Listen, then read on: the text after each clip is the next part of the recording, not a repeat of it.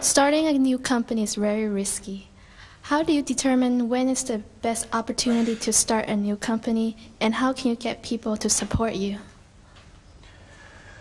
Well, when I started Microsoft, I didn't think of it as all that risky. I mean, I was so excited about what we were doing. It's true I could have gone bankrupt, but I had a set of skills that were highly employable, and in fact, my parents were still willing to let me go back to Harvard and finish my education if I wanted to. You've always got a job with me, Bill.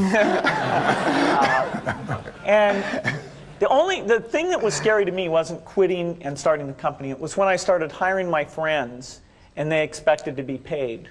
And then we had customers who went bankrupt, customers that I'd counted on to come through.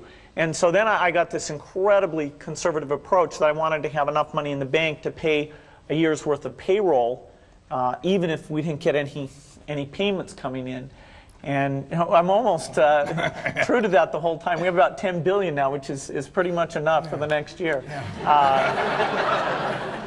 Anyway, if you're going to start a company, it takes so much energy that it better overcome your feeling of risk.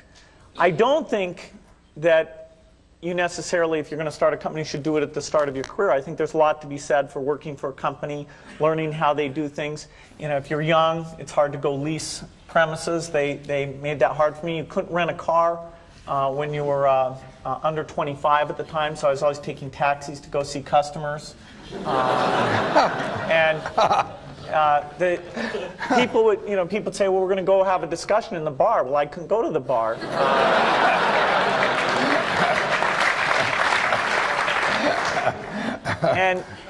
But that's fun, because I'll tell you, when people are first skeptical and they think, oh, this kid doesn't know anything, then when you show them you've really got a good product and you know something, they actually tend to go overboard and they think, whoa, they know a lot.